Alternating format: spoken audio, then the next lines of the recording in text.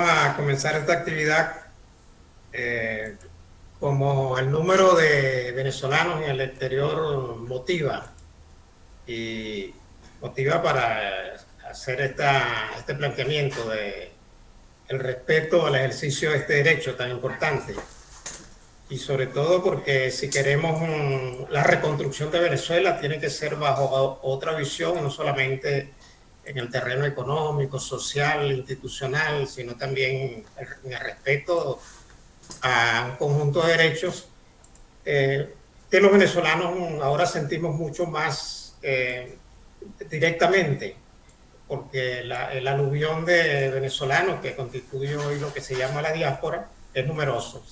Se calcula en el 20% de la población. Algunas plataformas como R4D hablan de 6.15 millones, otra gente que lleva un seguimiento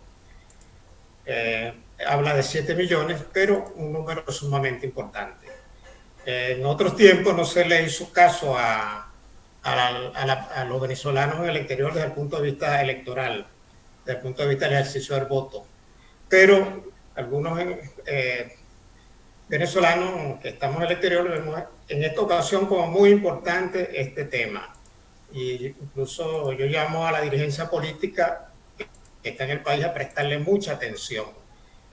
Tenemos que ver escenarios. Eso quienes conducen hoy a Venezuela los hacen como costumbre.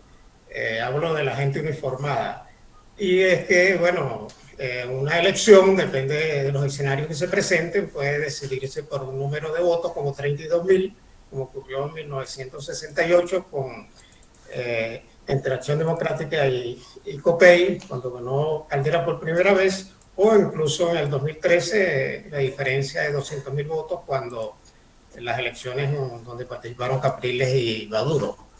Entonces es un tema importante y desde el otro punto de vista sabemos que es un derecho humano, está en la Declaración Universal y también en la Convención de los Derechos Políticos, de los derechos políticos y civiles, bueno, tiene su fundamento en la Constitución y en las leyes, y en la Constitución sobre todo, que es una copia de la base de derechos humanos que tiene. Entonces eso es un tema importante. Este movimiento, el movimiento Araguaney, le pusimos ese nombre dado el uso tan extendido que se le ha hecho a la bandera Araguaney como un símbolo distintivo, que nos pareció interesante. Parte del grupo promotor de este movimiento somos quienes estamos coordinando. Entre ellos está Juanita Uchor, en México, docente de la Universidad Católica Andrés Bello, Guayana; José María Fernández, el doctor José María Fernández, que está en España; el doctor Néstor Rojas, que está en la República Dominicana, que fue profesor en la UNESCO; está Nelly Palacio en Venezuela, quien actúa como feedback con relación a la realidad venezolana y con quienes estamos afuera; y Jonathan Ruiz, también trabajador, docente de la Universidad Católica Andrés Bello, quien se encuentra en Perú, y quien les habla, Tello Benítez, Eleuterio Benítez, mejor conocido como Tello Benítez. Entonces, este es el equipo coordinador. Hay otros compañeros que están en diferentes países, pero por las cuestiones de horario o actividades no están conectados en este momento. Hemos escogido para hacer esta presentación a Juan Navarrete Monasterio. Juan Navarrete, como conversaba informalmente, se le conoce como un activista, promotor, defensor de los derechos humanos de más de 3 décadas, seguramente más. Es un abogado y tiene una actividad institucional con Amnistía Internacional en uno de los países donde hay más migrantes, refugiados venezolanos, como es Colombia. Eso hace importante la participación de Juan Navarrete en esta actividad. Además, bueno, leyendo lo que escribe de sí mismo, creo que lo retrata de buena manera. Es un venezolano promotor de derechos humanos, de las causas por la justicia, la democracia y la paz. Esta definición que vemos de la presentación de Juan, bueno, con ello sabemos que va a ser un aporte importante en esta discusión, que comienza, tiene muy compleja y tiene muchas aristas. En mi opinión, jurídicamente, este derecho no debería tener tantos problemas, pero bueno, sabemos las circunstancias políticas en las cuales vive Venezuela y las dificultades que tendrá. Procuramos ser objetivos en cuanto a esta lucha y bueno, alentamos a los venezolanos, y este es el esfuerzo unificador de este movimiento para que hagamos lo posible para que esta oportunidad de un evento electoral que será en el 2024 pueda ser la ocasión que se resuelva ese grave problema político de Venezuela a causa de todos los males que tenemos. Entonces voy a proceder a dejar con ustedes a Juan Navarrete sin antes dar las siguientes orientaciones. La moderadora del programa será Verónica Ramos, ella dará las instrucciones y luego de la presentación de Juan Navarrete abriremos un derecho de palabra, también está el chat para comunicaciones y de esta manera procuraremos sacar el mejor provecho de esta actividad. Adelante, Verónica. Muy bien, gracias. Sí, Juan, si puedes poner la presentación en modo presentación, el PowerPoint. Ya lo había puesto. ¿En modo presentación? Sí, ¿no la ves completa? No, la veo con las láminas de un lado.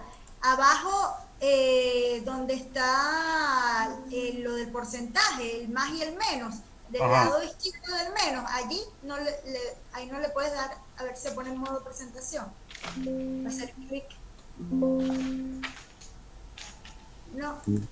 Bueno, no importa. Me salía así, pero a mí sí me sale completa, no sé qué le pasa. Sí. Déjame volver a salir y volver a entrar a la...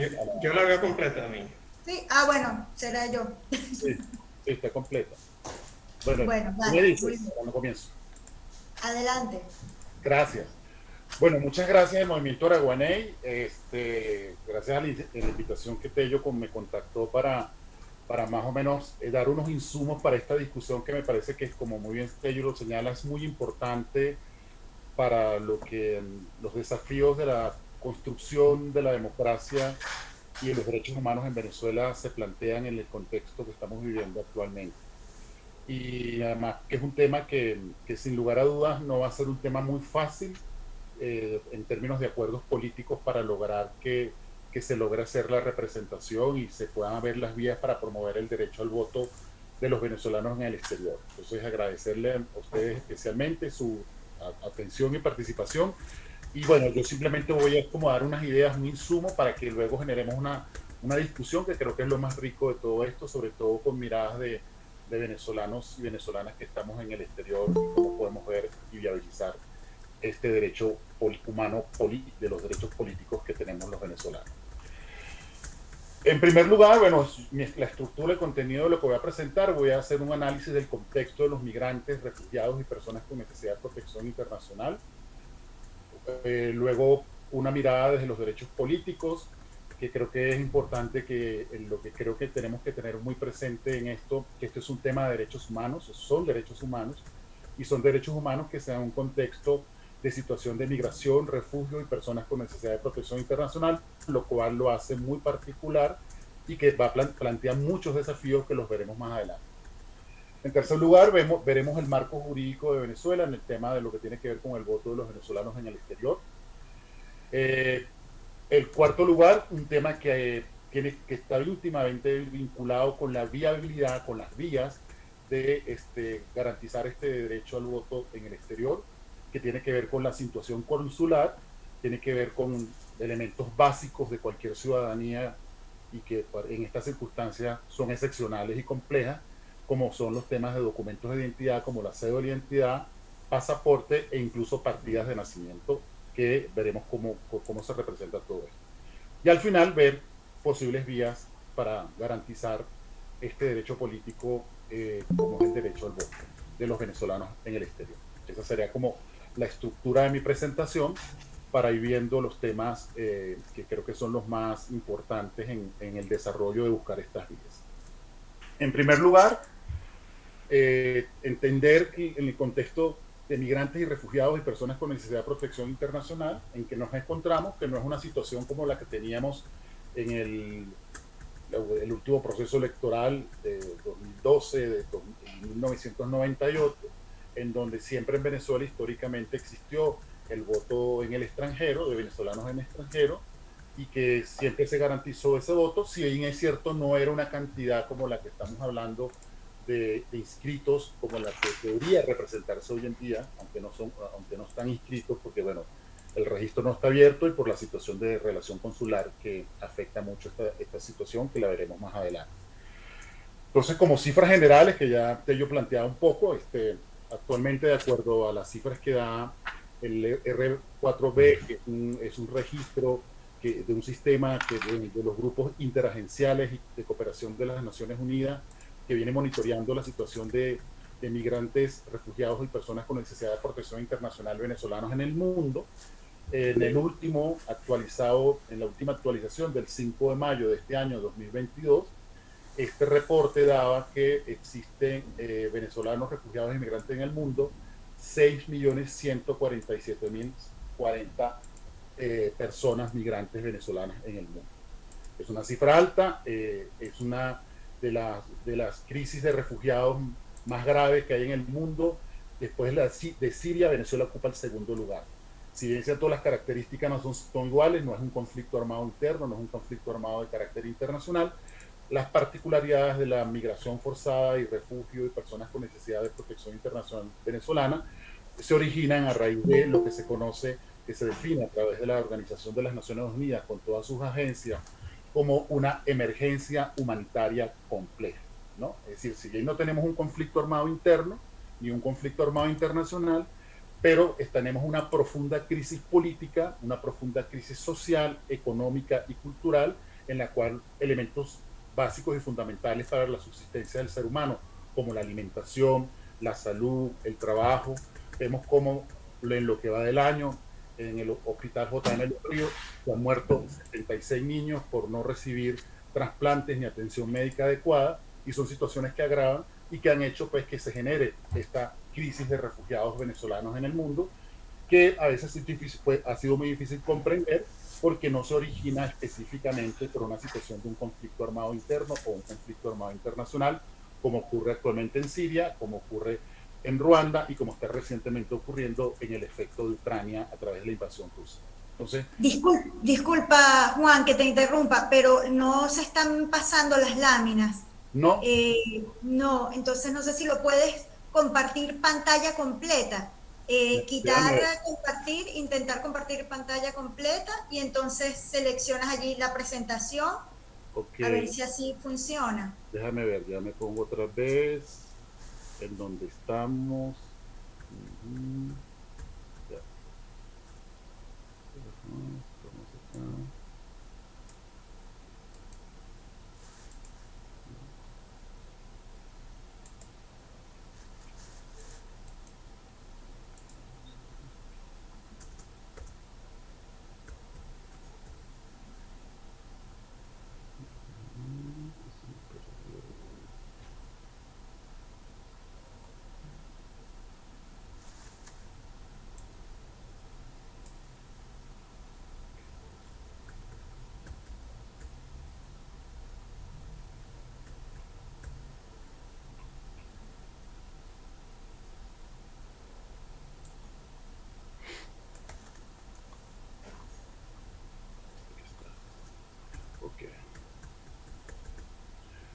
Pantalla completa, dices tú.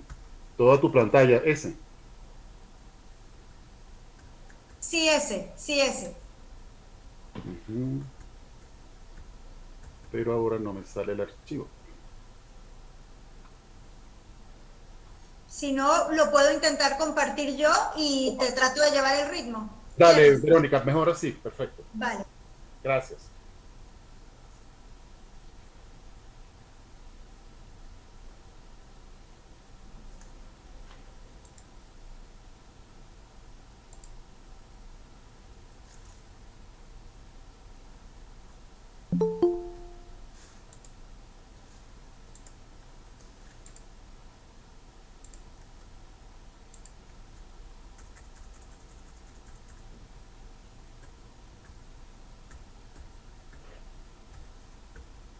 Perfecto, ahí estamos.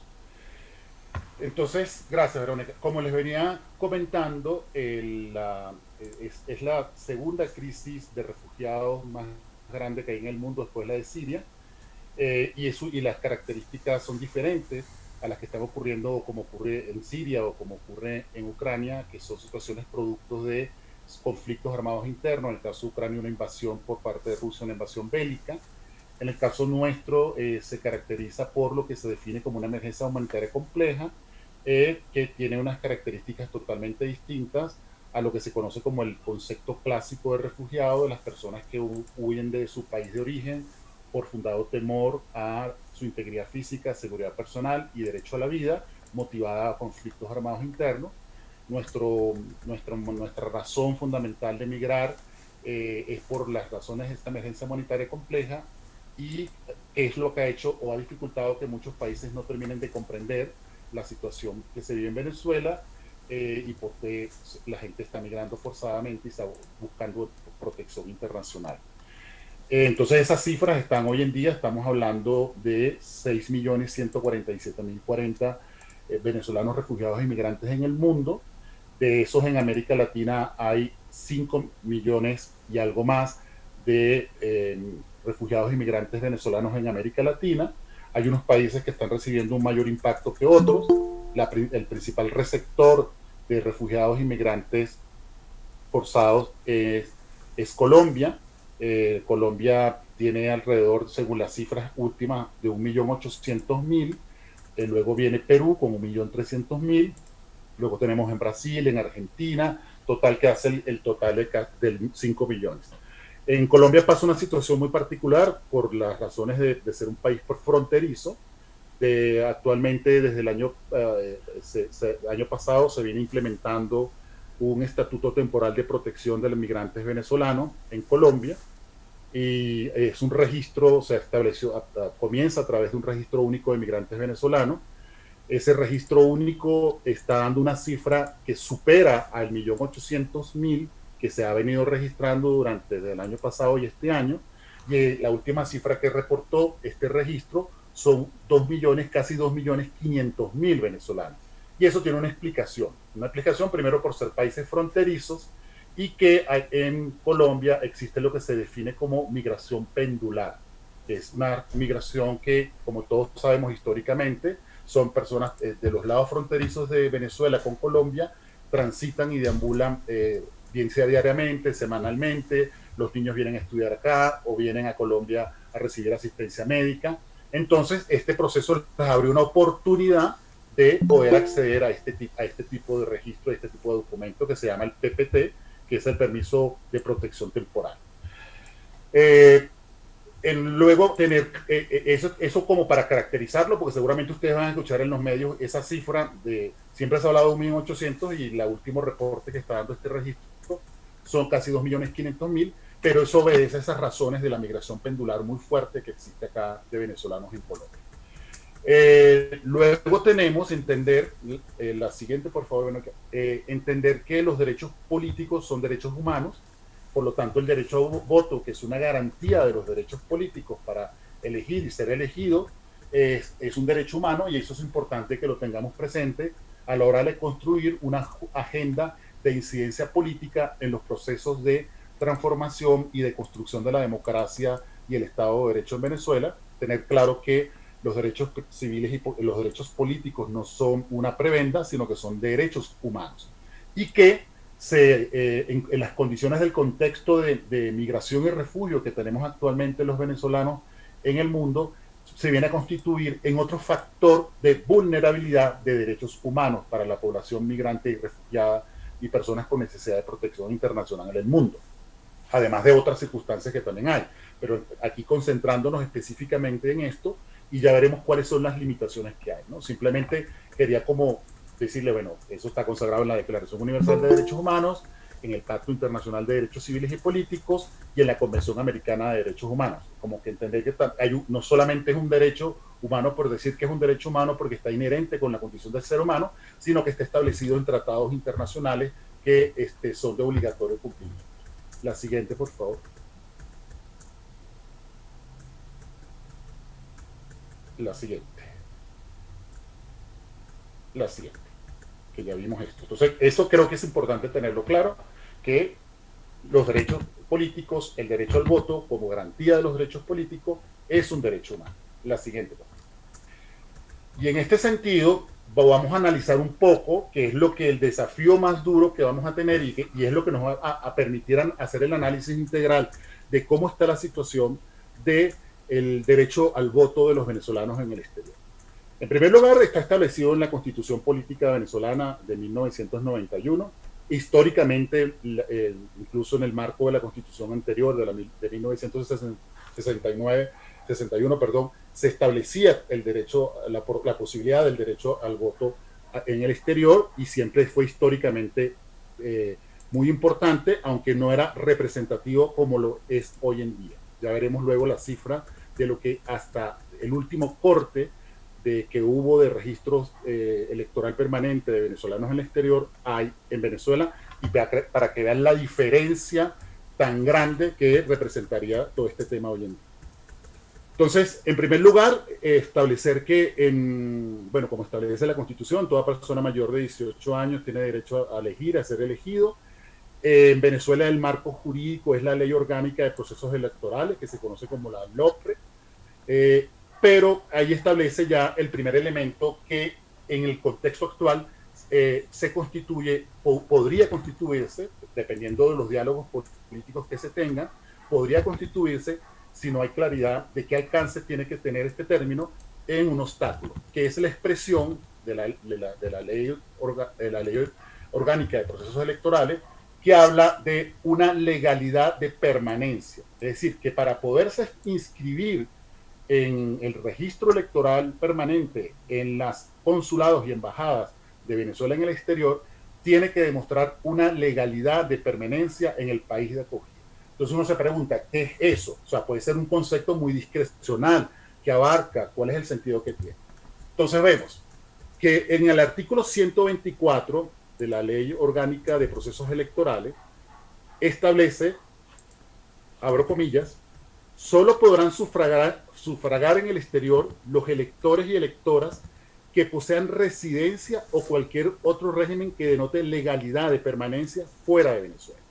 Esto dice mucho y puede decir nada, ¿no? Son esos conceptos así. Porque residencia en todos los países, más o menos los estándares internacionales que tiene cada uno de derecho comparado, residencia es un trámite que se adquiere una vez que mínimo por lo menos la persona haya tenido 5 años de permanencia regular, bien sea con visa de trabajo, visa de permanencia, visa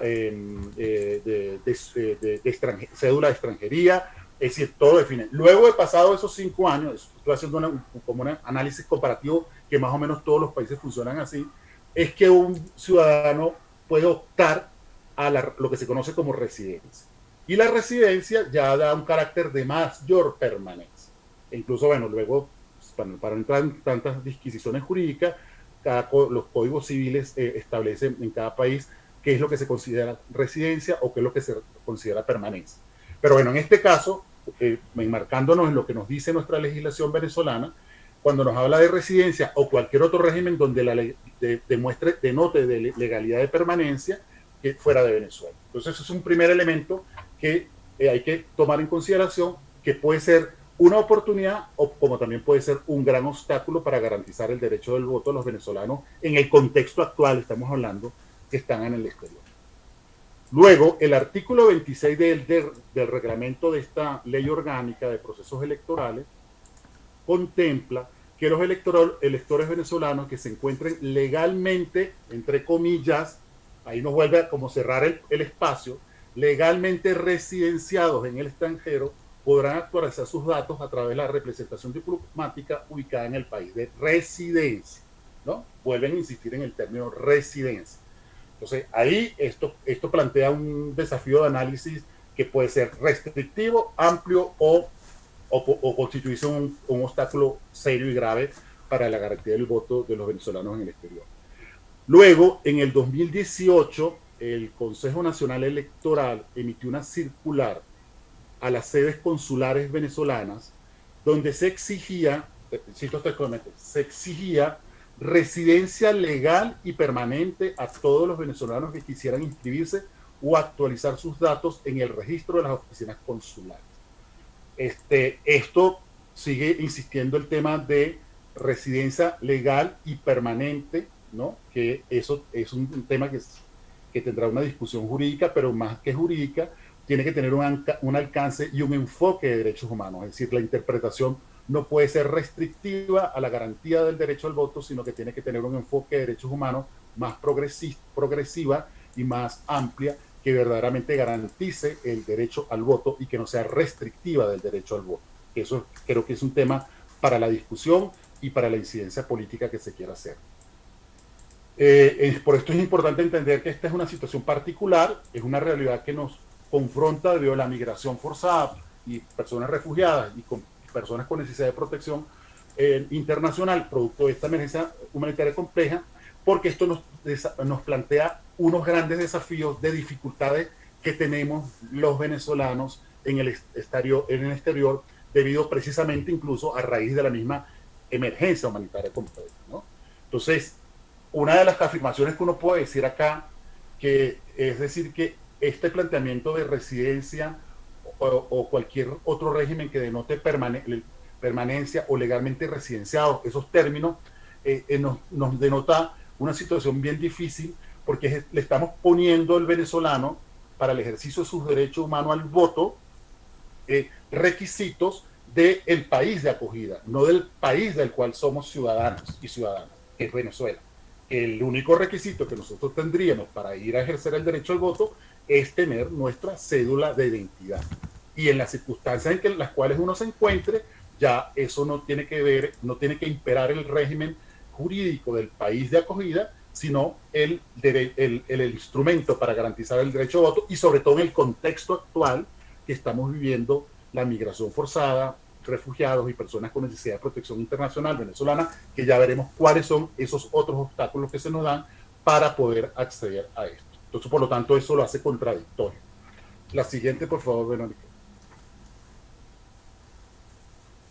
La siguiente, por favor. Entonces, bueno, el documento de identidad que debería ser la cédula de identidad venezolana o el pasaporte venezolano, se viene a constituir también en un grave problema, porque ya todos sabemos que, de hecho, hace poco estuvo 20 días caída la página del SAIME, entonces la gente no pudo sacar cédula de identidad, y ya desde antes veníamos con un retraso en la entrega de documentos de identidad. La mayoría de las personas que salió, migrantes forzadas, refugiadas y personas con necesidad de protección internacional, salieron muchos sin documentos de identidad, salieron sin cédulas, los niños salieron sin partidas de nacimiento, y luego esto se enfrenta que en muchos países la situación consular es muy grave. Por ejemplo, en el caso de Colombia, específicamente, el caso colombiano es muy grave porque Colombia y Venezuela rompieron las relaciones internacionales, rompieron las relaciones consulares y rompieron las relaciones comerciales. Y la más grave es la consular, porque la consular es el espacio diplomático en el cual, en la representación de todo país, de acuerdo a la Convención de Viena sobre derechos consulares, es donde se tramitan los derechos de los ciudadanos, ¿no?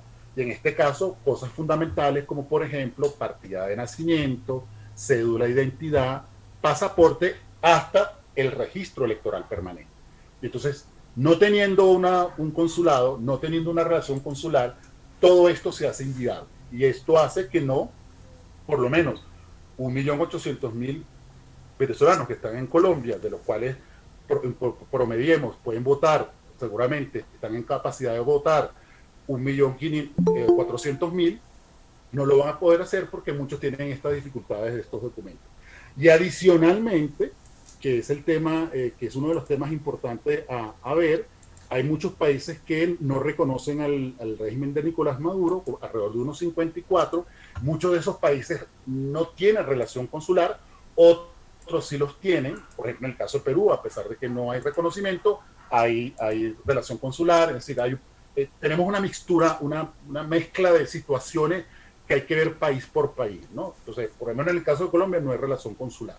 Entonces, por lo tanto, aquí en el 2017 se dio una situación muy grave de los niños y las niñas de padres venezolanos nacidos en Colombia que no tenían documento de identidad venezolano y el gobierno colombiano no les expedía certificado de nacimiento ni siquiera, ¿no? Solamente a través de muchas luchas que se dio, especialmente con el apoyo de la Defensoría del Pueblo acá en Colombia, se logró que por lo menos le dieran el certificado de nacido vivo. Eso fue un primer paso. Después le dieron el certificado de nacido vivo, pero abajo decía, esto no acredita para nacionalidad. Le ponían una nota, ¿no? Y luego, a través de varias luchas que dio, y especialmente hay que reconocerlo, la Defensoría del Pueblo liderizó ese proceso acá en Colombia, la colombiana, por supuesto. Entonces, se lograron un decreto en el cual el Estado colombiano reconoce, porque también ahí venía el otro problema. La constitución política aquí de Colombia establecía que se reconoce nacionalidad de niños de padres extranjeros siempre y cuando los padres tengan residencia permanente en el país. Y por supuesto, la mayoría estaba en condición irregular, había una condición de irregularidad porque no tenían documento, no entraban por pasos fronterizos establecidos, se cerró la frontera, en fin, todos esos obstáculos dificultaron el tema de la identidad.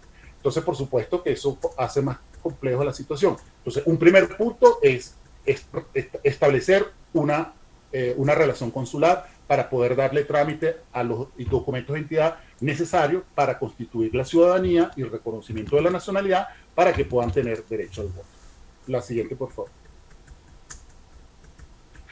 Entonces, esto nos genera una gran situación, una problemática muy compleja y que tiene que ver porque la mayoría de los venezolanos que están en el extranjero están en situación irregular. Por ejemplo, cuando se empezó acá en Colombia el tema del registro único de migrantes venezolanos, cuando se estimaban las cifras de 1.800.000, se hablaba que la mitad estaba regular y la otra mitad estaba irregular. Estábamos hablando alrededor de 900.000 personas irregulares.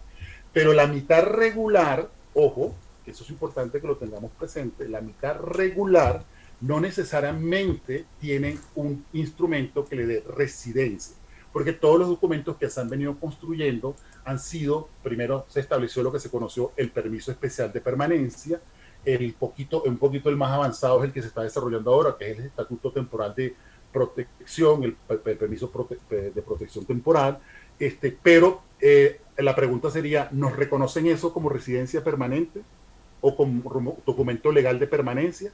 O sea, ahí es que vienen los grandes desafíos y las grandes preguntas, porque puede ser un obstáculo, puede ser una oportunidad o puede ser una restricción de derecho. Entonces, creo que por ahí va. Entonces, para finalizar, ¿qué veo yo como posibles vías?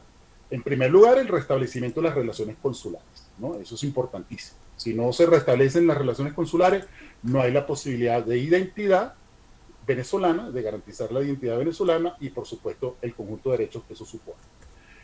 El restablecimiento del registro electoral permanente, esto es muy importante porque de acuerdo al último corte que se observó a través de la última misión de observación electoral de la Unión Europea, estableció que había un registro de venezolanos en el registro electoral permanente en el extranjero de 107.000 venezolanos solamente registrados en el registro. Entonces eso no guarda proporción con la cantidad de migrantes que tenemos.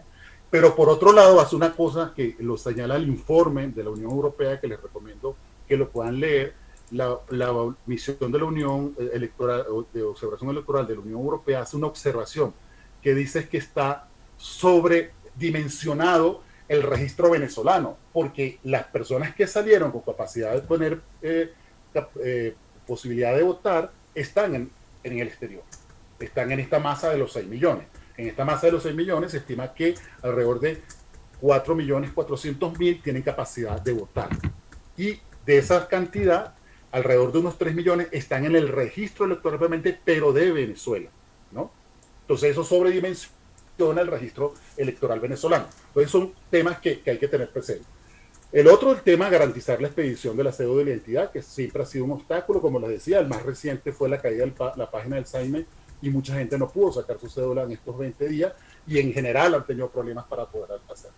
Y otra vía que es importante tener acá es hacer un llamado a la cooperación internacional, especialmente a la Organización de las Naciones Unidas, a la Oficina del Alto Comisionado de Naciones Unidas para Refugiados, y a la Organización Internacional de Migrantes para mostrar que este derecho humano en contextos de migración, refugio y personas con necesidad de protección internacional plantea un desafío para garantizar los derechos políticos. Y eso creo que es importante tenerlo como un mensaje claro para hacer un llamado a atención de manera de garantizar los derechos humanos de las personas migrantes, refugiadas y con necesidad de protección internacional para poder garantizar el derecho al voto.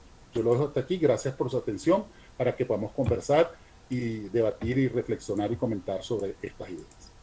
Gracias. Muy bien, muchísimas gracias, Juan, por tu presentación. Y bueno, vamos a dar inicio entonces a las preguntas.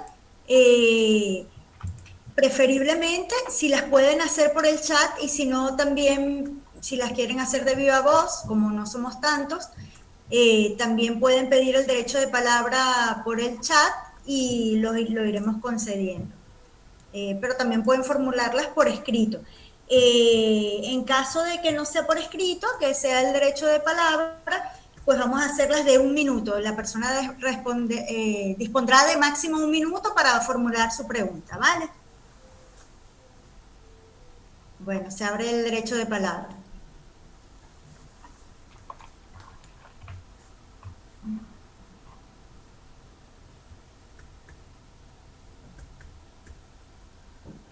Aquí hay una primera pregunta en el chat.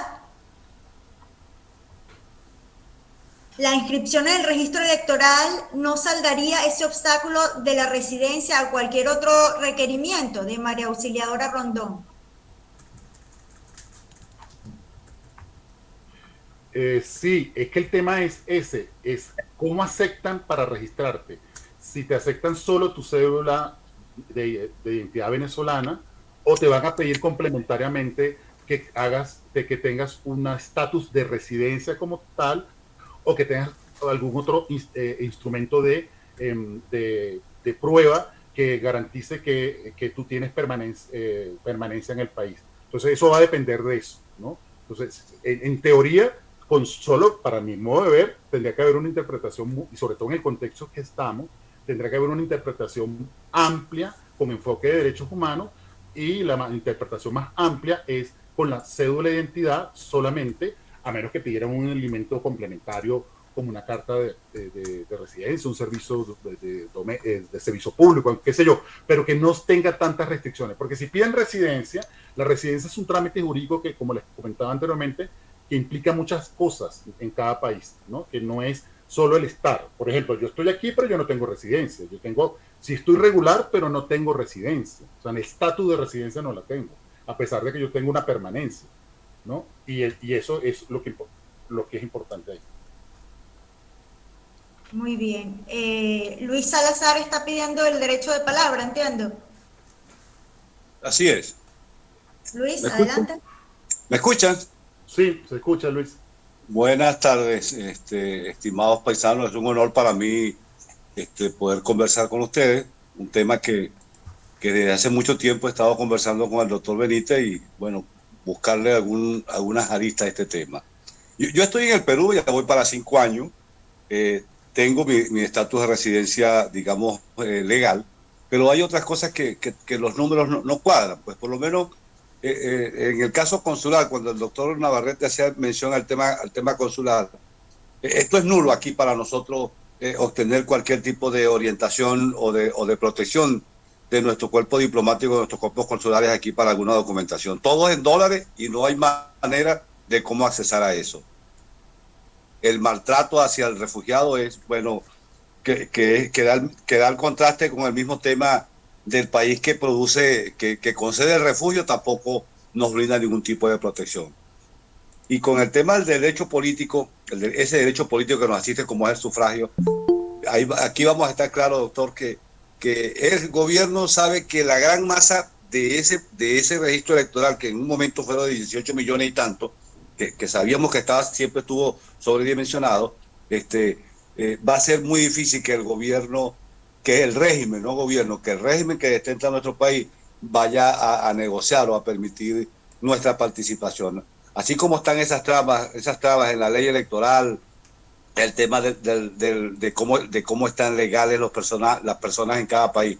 En Perú se habla 1.300.000 venezolanos aquí.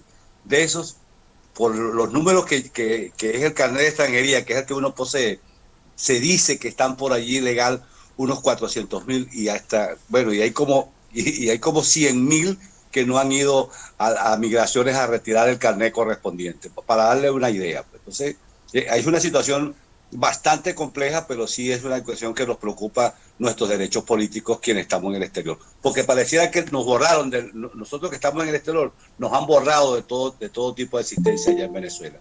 Y eso no es posible. Y por supuesto, gran responsabilidad también se la podemos endosar a esa oposición que ya hablaremos de ese tema en otra oportunidad. Muchas gracias y buenas tardes. Gracias, Luis, muy amable. No sé si hay alguien que quiera intervenir para hacer como unas 2 o 3. Creo que las podemos responder una a una si no son tantas. Sí, Luis, ese tema es importantísimo y yo sé por eso digo que el tema consular, porque puede ser que en el caso de Perú sé que la relación consular está, pero como tú dices, no los atienden, no les prestan servicio. De hecho, yo acabo de ver una noticia que en el barrio en Santiago de Chile, donde está el consulado que funciona, las filas son intermitentes, la comunidad, los residentes se protestan porque los venezolanos, pero para no recibir servicios, porque están buscando, por supuesto, registrar a sus hijos, sacar algún tipo de documento, el tema de los apostillados, la legalización de documentos. Entonces, toda esa situación consular es un primer paso que hay que resolver. O sea, tiene que ser el centro donde se garanticen los derechos humanos y de hecho que esa es la obligación. Incluso eso está establecido así en el Convenio de Viena sobre relaciones consulares, que precisamente es el espacio dentro de la organización diplomática, de representación diplomática en los países donde se garantizan los derechos humanos de los ciudadanos y los connacionales.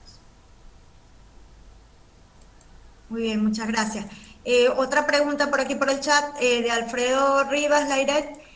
No le quedó muy claro por qué el PPT en Colombia no servirá como documento de prueba de residencia permanente, puesto que prácticamente es como una cédula que permite algo importante como trabajar. Eso va a quedar en manos de lo que se decida, ¿no? Porque, por ejemplo, el permiso de protección temporal acá en Colombia establece como norma 2 cosas. Una, que los que ya tenían permiso especial de permanencia y transitan ahora al permiso de protección temporal, se les reconocerá los años que tuvieron como permiso especial de permanencia para reconocer la residencia, ¿no? Es decir, por ejemplo, en mi caso, yo saqué mi permiso especial de permanencia en el 2018 y en teoría, ya yo tengo mi PPT, en teoría, yo en mayo del año que viene puedo hacer trámites para solicitar mi residencia. Pero ahí está el tema, ahí está el mundo de la discrecionalidad. O sea, cómo demostrar la permanencia, que es lo que dice tanto la Ley Orgánica de Procesos Electorales como su reglamento, y sobre todo la circular que mandan en el 2018, que van a reconocer ellos como documento de residencia o de permanencia. O sea, ahí está el tema, ¿no? Es un tema o sea, mi criterio que tiene que ser la interpretación más amplia posible con un enfoque de derechos humanos y no aceptar interpretaciones restrictivas. Muy bien, muchas gracias. Otra pregunta de María Auxiliadora Rondón. Un grupo organizado en torno a la materia electoral acaba de presentar una propuesta de automatizar tanto la inscripción o actualización y el ejercicio del sufragio, lo que sería ambos procesos mediante una plataforma tecnológica. ¿Qué opinión le merece? Eso me parece maravilloso. Es que una de las cosas que ha pasado en Venezuela, porque yo tuve la oportunidad de, tanto trabajar en el antiguo Consejo Supremo Electoral y luego también hacer parte de varias misiones de observación electoral.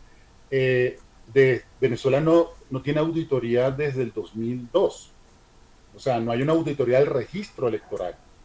Entonces, uno de los primeros pasos es que hacer una auditoría del registro electoral y luego avanzar hacia esa propuesta que me parece muy buena, porque es una propuesta que permite que objetivamente y razonablemente se pueda establecer cuál es verdaderamente cómo está constituido y cuál es la cantidad del registro electoral permanente venezolano, que de eso hay un universo que está perdido.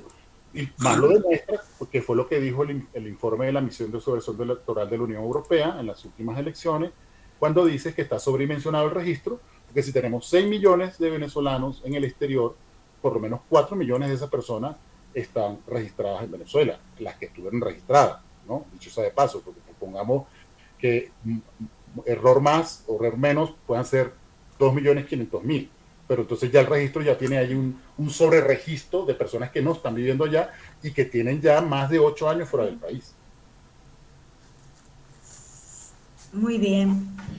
Otra pregunta de José María Fernández. La mayoría de los migrantes estamos registrados en el CNE. ¿No puede implementarse una votación electrónica para los migrantes garantizando la unidad del voto? Más o menos por la misma línea de lo que estabas comentando.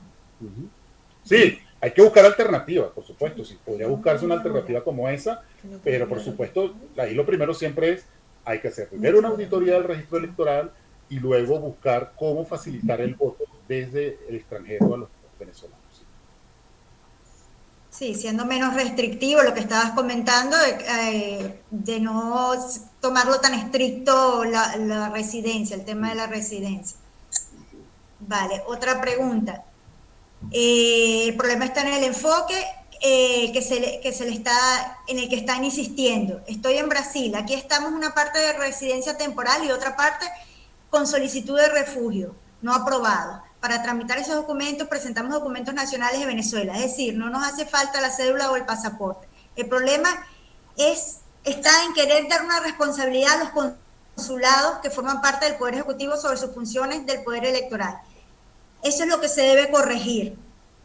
Un poco por la misma onda Sí, es la misma línea. Lo que tú dijiste de darle la potestad a un tercer país, a otros países, cuando es algo de injerencia venezolana. No tendría por qué depender de lo que opine otro país sobre la condición de residencia o no de un ciudadano venezolano. Así es. Como tal. No sé si quieres comentar alguna cosa.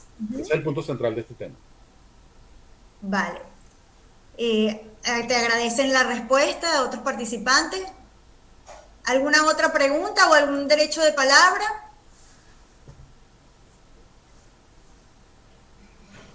No sé si quieres comentar un poco en torno a esa iniciativa que hay sobre de algunos abogados que estaban justamente como exigiendo, sometiendo a consideración del CNE la interpretación sobre esos